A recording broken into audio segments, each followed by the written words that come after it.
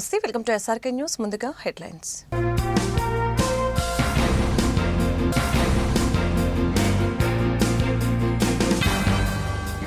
PDF MLC అభ్యర్థిగా Lakshmanarao nomination. భారీగా తరలివచ్చిన కార్మిక, ఉద్యోగ, ప్రజా సంఘాలు.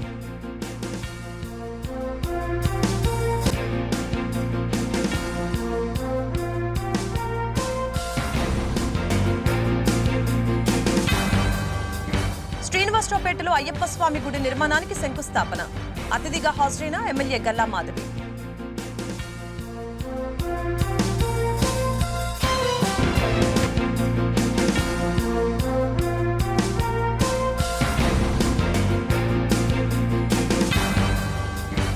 ఎమ్మెల్సీ అభ్యర్థిగా వాలంటీర్ నామినేషన్.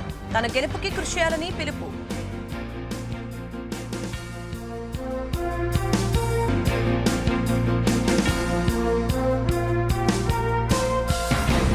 శాసన మండలిలో నిర్మాత్మకమైన ప్రతిపక్షంగా ఉండే పీడీఎఫ్ ఎమ్మెల్సీ అభ్యర్థిగా తనని అత్యధిక మెజార్టీతో గెలిపించాలని కెఎస్ లక్ష్మణరావు ఆకాంక్షించారు.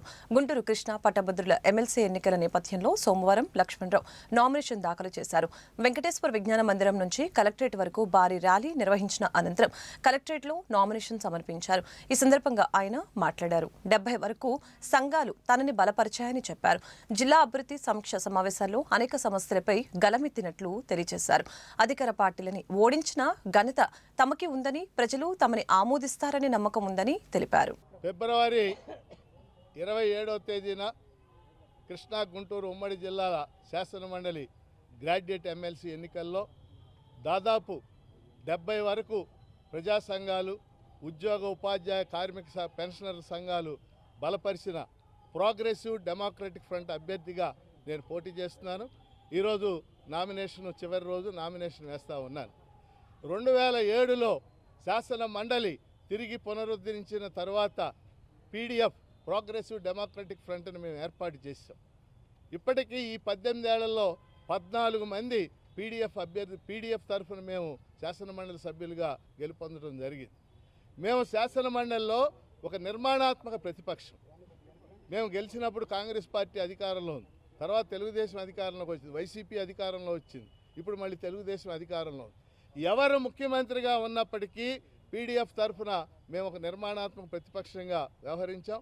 ముఖ్యంగా ఉద్యోగులు, ఉపాధ్యాయులు, పెన్షనర్లు, కార్మికులు, నిరుద్యోగులు, కాంట్రాక్ట్ ఉద్యోగులు, అవుట్సోర్సింగ్ ఉద్యోగులు, అసంఘటిత రంగ కార్మికులు, అంగన్వాడీలు, ఆశాలు, కౌలు రైతులు అన్ని రంగాలకు సంబంధించి కూడా మేము రిప్రజెంట్ చేయడం జరిగింది. ప్రభుత్వాల మీద ఒత్తిడి తేవడం జరిగింది. శాసన మండలి వెలుపల వాళ్ళు చేసే ఉద్యమాలన్నిటికీ మేము మద్దతు ఇవ్వడం కూడా జరిగింది. ముఖ్యంగా ఈ 2 జిల్లాలకు సంబంధించి కూడా అనేక అంశాలు, అది వరికపూడి సెల కావచ్చు, గుంటూరు ఛానల్ కావచ్చు, ఏ కొండూరులో కిడ్నీ బాధితుల సమస్యలు కావచ్చు, రైతాంగ సమస్యలు కాదు, అన్నిటినీ కూడా శాసన మండలిలో కానీ, జిల్లా అభివృద్ధి సమీక్ష సమావేశాల్లో కానీ, అలాగే జిల్లా పరిషత్ సమావేశాల్లో కానీ ప్రస్తావించడం జరిగింది. మరి ఈరోజు శాసన మండలిలో రాజ్యాంగ నిర్మాతలు ప్రత్యేకంగా గ్రాడ్యుయేట్ టీచర్ ఎమ్మెల్సీకి కొన్ని స్థానాలు కేటాయించారు. వీటిలోంచి ఉద్యమ నాయకులు, కార్మిక నాయకులు, మేధావులు ఇలాంటి వాళ్ళు రావాలని రాజ్యాంగ నిర్మాతలు ఆశించారు. కానీ వీటిల్లో కూడా ఈరోజు రాజకీయ పార్టీలు, అధికారంలో ఉన్న పార్టీలు చొచ్చుకు రావడం అనేది మనం చూస్తూ ఉన్నాం. అందుకని ఈరోజు ఉభయ జిల్లాల్లో కూడా గ్రాడ్యుయేట్స్ పెద్ద ఎత్తున ఎన్రోల్ అయ్యారు. 3,46,000 మంది. వారందరూ కూడా ఖచ్చితంగా పెద్ద ఎత్తున నాకు తొలి ప్రాధాన్యత ఓటు ఫిబ్రవరి 7న వేస్తారని ఆశిస్తున్నాను. ఆ మేరకు మేము కింది క్షేత్రస్థాయిలో మా కార్యకర్తలు పనిచేస్తూ ఉన్నారు. చాలా పాజిటివ్ రెస్పాన్స్ వస్తూ ఉంది. ఫిబ్రవరి 27వ తేదీన జరిగేటటువంటి ఈ శాసన మండలి ఎన్నికల్లో ఈ 2 జిల్లాల్లో ఉన్నటువంటి గ్రాడ్యుయేట్ ఓటర్లు అందరూ కూడా తమ తొలి ప్రాధాన్యత ఓటు వేసి పీడీఎఫ్ అభ్యర్థిగా నన్ను గెలిపించవలసిందిగా కోరుతున్నాను. ఇంకా అధికార పార్టీ అవన్నీ కూడా మేము ఇంతకు ముందు కూడా చూసాం, ఇది కొత్త కాదు. ఇంతకుముందు కూడా అధికార పార్టీలను ఓడించి మేము గెలుపొందడం అనేది జరిగింది. అందుకని మాకు ప్రజల మద్దతు ఉంది. కారణం ఏంటంటే ప్రజల సమస్యల మీద, మేము నిరుద్యోగుల సమస్యల మీద ప్రజా గళాన్ని మేము 18 సంవత్సరాలుగా వినిపిస్తున్నాం. మాకు నమ్మకం ఉంది, ప్రజలు మమ్మల్ని ఆమోదిస్తారని మేము భావిస్తున్నాం.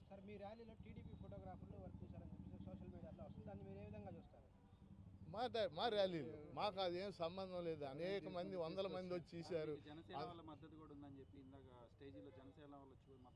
నాకేం అదేం లేదు. వాళ్ళు నా స్టూడెంట్స్ వచ్చి దండ వేశారు అంతవరకు. మేము అన్ని రాజకీయ పార్టీల మద్దతు అడుగుతున్నాం. ఏ రాజకీయ పార్టీ అయినా మమ్మల్ని బలపరచవచ్చు. ప్రజాస్వామ్యం మాకేం అభ్యంతరం లేదు. మా అంతటి మేము ఎవరిని కూడా మద్దతు కూడా అడగలేదు. శ్రీనివాసరావుపేటలోని శ్రీ వైకుంఠ వెంకటేశ్వర స్వామి దేవస్థానంలో అయ్యప్ప స్వామి గుడి నిర్మాణానికి సోమవారం శంకుస్థాపన జరిగింది. గుంటూరు పశ్చిమ నియోజకవర్గ ఎమ్మెల్యే గల్లా మాధవి రామచంద్రరావు దంపతులు పాల్గొని కొబ్బరికాయ కొట్టి శంకుస్థాపన చేశారు. అనంతరం మాధవి మాట్లాడారు. నవగ్రహాలు, మృత్యుంజయ, శివలింగం, సరస్వతీదేవి అమ్మవారి విగ్రహాలను ప్రతిష్ఠించబోతున్నట్లు తెలిపారు. ఏప్రిల్ నాటికి గుడిని అందుబాటులోకి తీసుకుని వస్తామని తెలిపారు. కూటమి నాయకులు, కార్యకర్తలు, వేద పండితులు కార్యక్రమంలో పాల్గొన్నారు.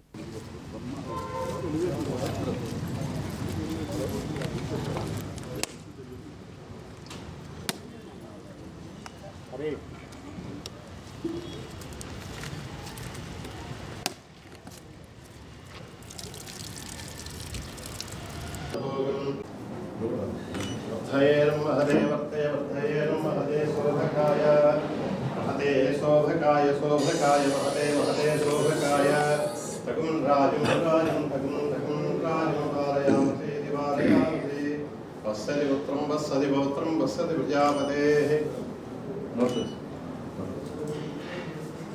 ఆగదేయం వై ప్రళయతే వస్త్రం ఇస్తారు.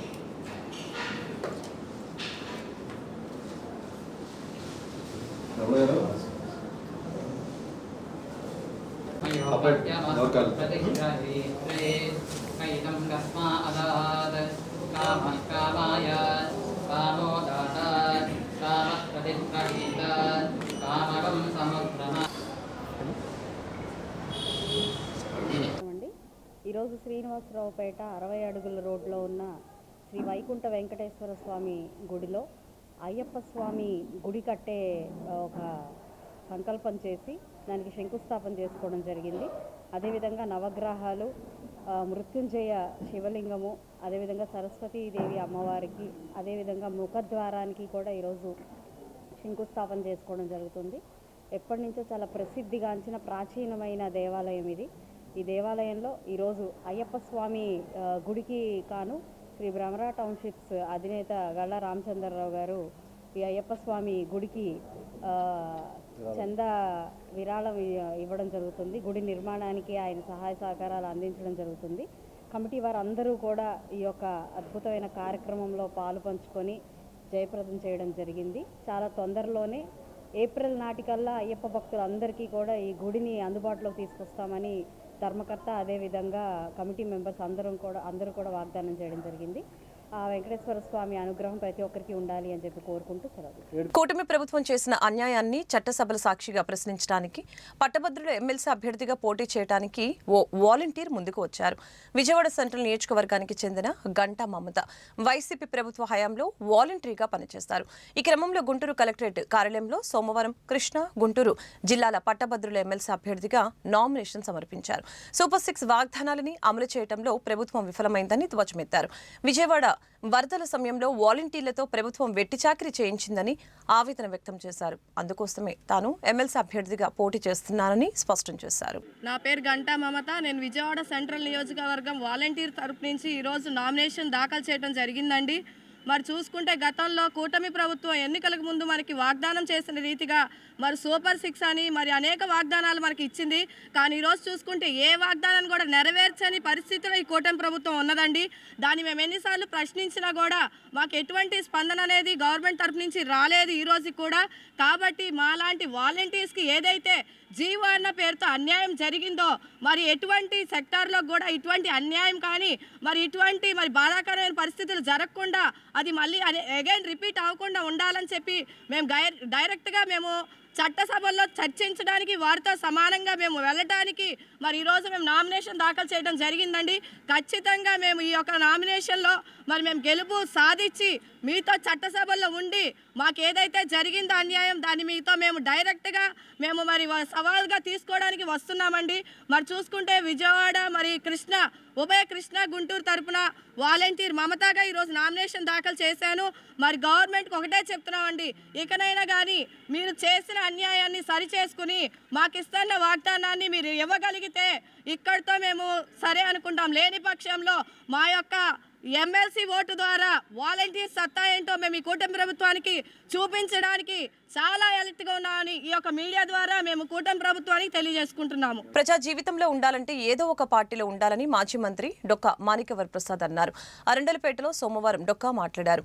వైసీపీ నాయకుల చుట్టూ తాను తిరగలేదని, వారే తన చుట్టూ తిరిగారని ఆరోపించారు. వైసీపీ నాయకులు కొమ్మూరి కనకారావు తనపై విమర్శలు చేయటం సరికాదని అన్నారు. శైలజనాథ్ రెడ్డిని వైసీపీ వాడుకొని వదిలేసిందని తెలియజేశారు. వైసీపీ లాంటి దుర్మార్గమైన పార్టీని తన రాజకీయ జీవితంలో ఎప్పటికీ చూడలేదని చెప్పారు. చూద్దాం, శైలజనాథ్ కూడా అదే, మిమ్మల్ని అందరినీ వాడుకుంటారు, మమ్మల్ని అలా చేశారు, నన్ను మర్యాదగా పిలిచి ఆహ్వానించి మీరు ఆహ్వానించి నన్ను తీసుకొచ్చి నాకు ఎమ్మెల్యే టికెట్ అప్పుడు అన్నా నువ్వు నా గుండెల్లో ఉన్నావనా, నిన్ను నేను ఎమ్మెల్యే చేస్తానన్నా అని చెప్పి అన్నాడు. ఎమ్మెల్సీ కొట్టాడు, ఎమ్మెల్యే ఇచ్చాడు, ఎమ్మెల్యే తీసేశాడు, ఇంకోళ్ళకి ఇచ్చాడు, ఇంకోటి తీసేశాడు, ఇంకోళ్ళకి ఇచ్చాడు, మళ్ళీ ఇస్తానన్నాడు, నన్ను పిలిచాడు. ఇది దుర్మార్గం నాకు చేయాలన్నా, ఇంత అన్యాయం చేయాలన్నా? రాజకీయ కార్యకర్త పదవుల కోసం కాకపోతే దేనికోసం పనిచేస్తావా? షేవింగ్ మిషన్లా చేయటానికే, వాషింగ్ మిషన్లా పనిచేయటానికే నువ్వు పదవుల కోసమే చేరతాం పార్టీల్లో. నేను చెప్తున్నాను మీకు, అంత దుర్మార్గమైన పార్టీ, దళిత వ్యతిరేక పార్టీ నా రాజకీయ జీవితంలో చూడలేదు. నేను నా కోసం కదా నేను మాట్లాడేది. కనకారావు గుర్తుపెట్టుకో, నీ శశికళకు చెప్పు, మీ నరనరాన దళిత వ్యతిరేకత ఉంది. మీకు దమ్ముంటే దేశం మొత్తం వర్గీకరణ గురించి ఆలోచిస్తుంది. దేశం మొత్తం వర్గీకరణ తెలంగాణ ప్రభుత్వం చేసింది, అన్ని పార్టీలు సపోర్ట్ చేస్తూ ఉన్నాయి. మీ నాయకుడితోటి చెప్పించండి దమ్ముంటే. మీరందరూ కూర్చొని మాట్లాడుకోండి. మీ అందరికి టికెట్లు ఇవ్వండి, నీకు ఇవ్వమంటే నీకు కాన్స్టిట్యున్సీ పేరేంటి, సంతలపాడు కాన్స్టిట్యూన్సీ ఇన్ఛార్జ్ ఇవ్వమని నేను సంతోషిస్తా. నేను సహాయం చేస్తా. నీ కాన్స్టిట్యున్సీలో నీకు ఇవ్వకుండా అద్దె మైకు నుంచి ఆడబెట్టాడు. నేను ఎలా చూస్తున్నారో తెలియదా? మాకు ప్రజలకు తెలియదా? నేను ఒక కుల పెద్దగా చెప్తున్నా, నీకు ఇవ్వను, సంతోషిస్తా. నీకు సహాయం చేస్తా. వచ్చి నేను ఏ పార్టీలోనా, నాకు ఆ జీలుంది. నాకు చెప్పండి అతనికి. అంత దుర్మార్గమా, అంత ఆడుకోవటమా రాజకీయ కార్యకర్తల్ని? మాజీ మంత్రిగా చేశాను, ఉభయ రాష్ట్రాల్లో మంత్రిగా చేశాను, కంబైన్డ్ స్టేట్లో మంత్రిగా చేశాను, నీతివంతంగా జీవించాను, ఎక్కడ కాంప్రమైజ్ కాలేదు, ఎక్కడ ఆత్మగౌరవానికి తక్కువగానే లేదు. రాజకీయ పార్టీలు మారుస్తాం, ఎందుకు మార్చకపోతే ఏం చేస్తాం? సొంత పార్టీ పెడతావా, లేకపోతే బానిసగా బతుకుతావా? నన్ను ఫుట్బాల్ ఆడుకున్నాడా మీ అందరికి తెలుసు. మరి ఏం చేయాలి? నా పాప ప్రక్షాళన చేసుకోవడం కోసం నేను టీడీపీలో చేరాను. నీకు తెలుసుని తెలియదు. కనీసం వాళ్ళ దగ్గర నుంచి వచ్చాను నేను. వీళ్ళ మాటలేని, వీళ్ళ తీయటి మాటలేని, వీళ్ళ హైనా మాటలేని నేను ట్రాప్ అయ్యాను. మీరు నన్ను పిలిచి హైనాలాగా ట్రాప్ చేసి, హైనాలాగా ఎమ్మెల్సీ ఇస్తామని, ఎమ్మెల్సీ కాదు ఎమ్మెల్యే ఇస్తామని, ఎమ్మెల్యే కాదు మళ్ళీ ఎమ్మెల్యే ఇస్తామని, మళ్ళీ ఎంపీ ఇస్తామని చివరి నిమిషంలో. ఇంత గేమ్ ఆడాలనా? మరి ఇంటర్వ్యూ ఇవ్వలేదు. రాజకీయ ఇంటర్వ్యూ కోసం మగవాసే పార్టీ అదేం పార్టీ అండి? నాకు అర్థం కాదు. నేను మీకు చెప్తా ఉన్నాను, నేను బ్రతికున్నంతకాలం, రాజకీయాల్లో ఉన్నంతకాలం ప్రజాస్వామ్యం లాంటి పార్టీలు ఉండకూడదని దేశమంతా తిరిగి చెప్తాను. నేను రాష్ట్రమంతా తిరిగి చెప్తాను, దేశమంతా చెప్తాను. అరే మాట్లాడటానికి మగవాసే పార్టీ అదేం పార్టీ అండి? నాకు అర్థం కాదు. సంభాషించుకోవడానికి మగవాడాలా? ఒక పాలసీ డెసిషన్ లేదు మీకు? చెప్పండి. గోడ మీద పిల్లి కాదు, గోడ మీద పులి మాణిక్యవర ప్రసాద్. కనుక్కో, చిన్నప్పటి నుంచి నేను పుట్టిన విలేజ్ నుంచి కనుక్కో నేనేంటో, నా పరిస్థితి ఏంటో. అలా ఉంటాను, మర్యాదగా ఉంటాను. తప్పకుండా మర్యాద గౌరవిస్తాను, పెద్దలను గౌరవిస్తాను, నాకు సహాయం చేసిన వాళ్ళని గౌరవిస్తాను. మోసం చేసిన వాళ్ళు చెప్తాను, ఇంతే చెప్తాను. మోసం చేస్తే ఇంతే చెప్తాను నేను. ఒక సినిమాలో ఎస్వి రంగారావు అంటాడు, మీ శశికళగా చెప్తున్నా, నిన్ను ట్యూట్ చేసి పంపించాడు కదా, నీకు కరెక్ట్ చెప్పలని, నువ్వు ఏదో మైకంలో ఇష్టం వచ్చినట్టు మాట్లాడావు. నిన్ను ట్యూట్ చేసి పంపించాడు కదా, నీకు ట్రైనింగ్ ఇచ్చి, ఆ శశికళకి చెప్పు. పులి అడవిలో ఉన్న బోన్లో ఉన్న పులేరా డోంగ్రే, గుర్తుపెట్టుకోండి. అంత అన్యాయం చేస్తారా రాజకీయ కార్యకర్తలు? అంత అవహేళన చేస్తారా? అంతా 74 మందిని జీవితాలను చెరిచారే, ఆగం చేశారే. మీరా మాట్లాడేది ప్రజాస్వామ్యం గురించి, విలువల గురించి మీరా మాట్లాడేది? తల్లిని గౌరవించలేరు, చెల్లిని గౌరవించలేరు, నమ్మకం వచ్చిన రాజకీయ నాయకులను గౌరవించలేరు. మీరా మాట్లాడేది? వార్తలు ముగించే ముందు హెడ్లైన్స్ మరొకసారి.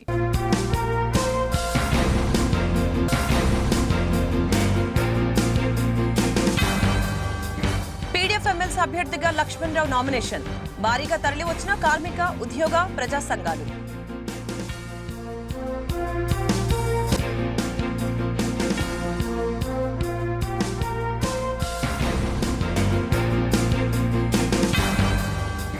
శ్రీనివాసరావుపేటలో అయ్యప్ప స్వామి గుడి నిర్మాణానికి శంకుస్థాపన, అతిథిగా హాజరైన ఎమ్మెల్యే గల్లా మాధవి.